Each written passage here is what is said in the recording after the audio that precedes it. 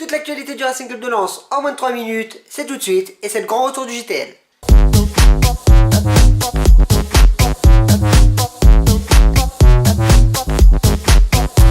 Le JTL vous a abandonné pendant une semaine, mais on va se rattraper en vous proposant un résumé de l'actualité de ces 7 derniers jours. Lens a gagné 3-2 face à Créteil. L'avenir de l'Artois a annoncé que Daniel Luboya souhaitait quitter rapidement le Racing Club de Lens. Mais le joueur et son frère ont démenti. La rumeur Ambro, nouvel équipementier du Racing Club de Lens, prend de plus en plus d'importance. Bref, c'était à peu près l'actualité du Racing Club de Lens de ces 7 derniers jours.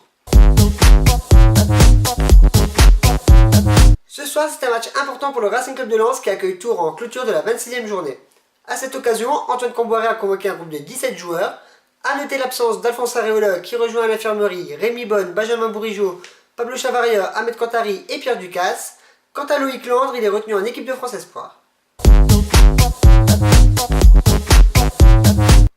Un point sur le classement de la Ligue 2 et Lens peut réaliser la bonne affaire de cette journée. En effet, en cas de victoire face à Tours, les Lensois éloigneraient le 4e Caen à 6 unités au classement.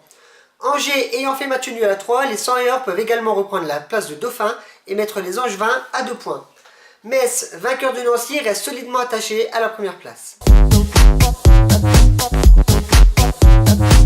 On vous parlait récemment de Taylor Moore, convoqué pour la première fois avec les U17 de l'équipe d'Angleterre pour le tournoi de l'Algarve au Portugal. Les jeunes Lions ont eu un bilan mitigé avec une victoire face aux Pays-Bas, un match nul contre le Portugal et une défaite face à l'Allemagne. Le jeune Lensois fut titulaire à une seule reprise mais est entré en jeu lors des 2 autres rencontres. John Peacock, le sélectionneur anglais, semblait assez content de ses nouveaux venus dans son effectif, dont notamment le jeune Lensois.